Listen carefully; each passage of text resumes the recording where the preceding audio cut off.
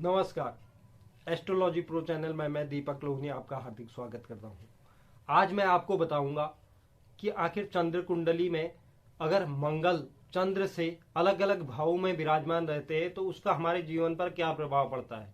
पूर्व की वीडियो में मैंने चंद्र से सूर्य की दूरी के बारे में आपको बताया है और इसी तरह से मैं आज चंद्र से मंगल की दूरी के बारे में, चंद्र जहां पर विराजमान है चंद्र कुंडली में, अलग अलग भावों में मंगल विराजमान रहते हैं तो हमारे जीवन पर क्या प्रभाव डाल सकते हैं, उनका हमारे जीवन पर क्या प्रभाव पड़ेगा, इसके बारे में मैं आपको विस्तृत पूर्वक बताऊंगा।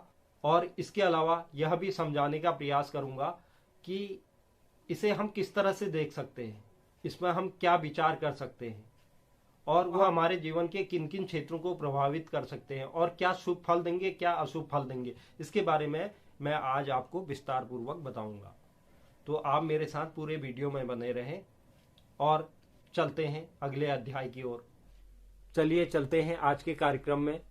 कल मैंने आपको बताया कि चंद्र कुंडली में सूर्य अलग अलग भावों पर क्या प्रभाव डालते हैं। आज मैं आपके समक्ष लेके आया हूं चंद्र कुंडली में मंगल के अलग अलग भावों में क्या प्रभाव रहता है, इसके बारे में मैं आज आपको जानकारी दूंगा।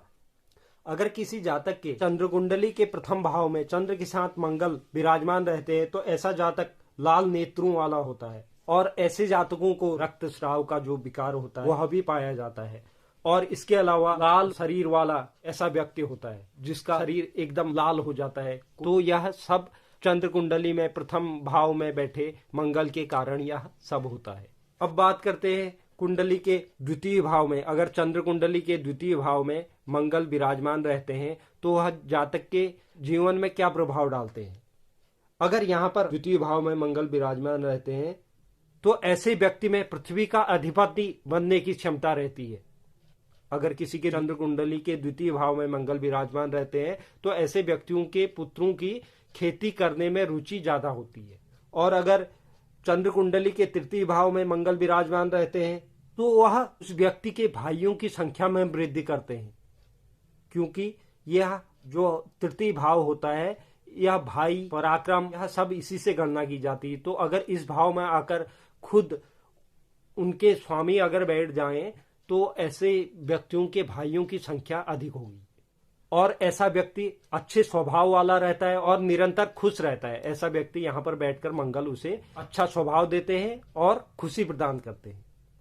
अगर किसी जातक के चंद्र कुंडली के सुख भाव में मातृ भाव में अगर मंगल विराजमान रहते हैं तो ऐसा व्यक्ति सुख विहीन रहता है। हर समय उसे सुख की प्राप्ति हो ही नहीं पाती और वह हमेशा निर्धन बना रहता है। और यहाँ पर बैठकर मंगल उसके पत्नी के आयु से संबंधित दिक्कतें भी पैदा करते हैं, यहाँ तक कि उस व्यक्ति की पत्नी की मृत्यु निश्चितकालीन समय पर हो जाती है।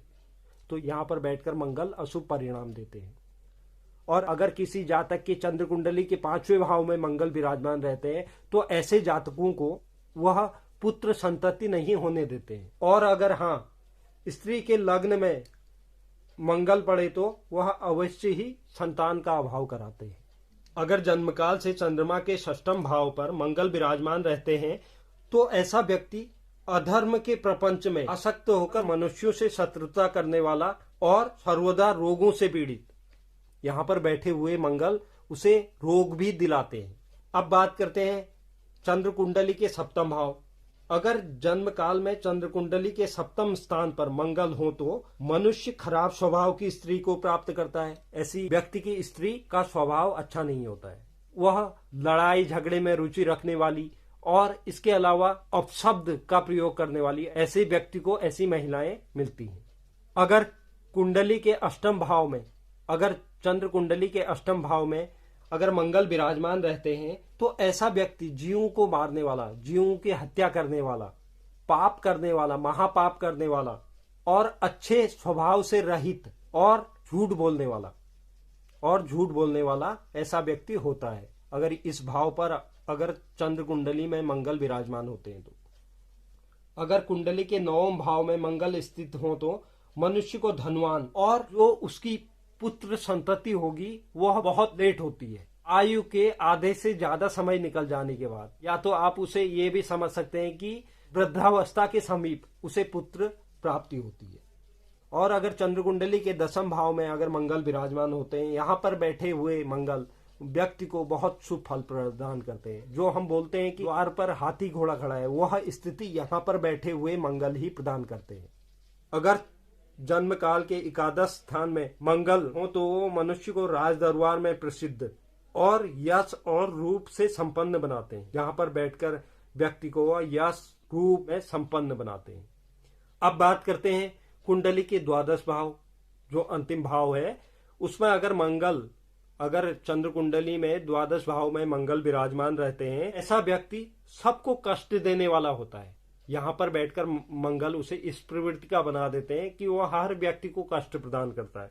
और इसके अलावा यहाँ पर बैठकर मंगल व्यक्ति के माता को दुख दिलाने वाले, उस व्यक्ति की वजह से उसकी माता को दुख मिलता है, यहाँ पर बैठकर मंगल यह स्थिति बना देते हैं। तो यह चंद्र कुंडली में मंगल के 12 भावों के प्रभाव मैंने आपको बताए हैं। उम्मीद करता हूं कि आपको पसंद आया होगा। तो आज चंद्र कुंडली में चंद्र के साथ मंगल की जो अलग अलग भावों की स्थिति होती है उसके बारे में मैंने आपको जानकारी दी। तो उम्मीद करता हूं कि आप लोग समझ गए होंगे इस चीज को। और इसी तरह से मैं आगे आने वाले वीडियो में चंद्र कुंडली और उसके साथ अलग अलग ग्रहों के प्रभावों को आपके समक्ष रखूंगा। और अगर कोई दर्शक मेरे चैनल पर नए हैं तो चैनल को लाइक कीजिए, शेयर कीजिए, सब्सक्राइब कीजिए और बेल आइकन को जरूर दबाइए, जिससे आगे आने वाली वीडियो का नोटिफिकेशन आपको प्राप्त हो। धन्यवाद।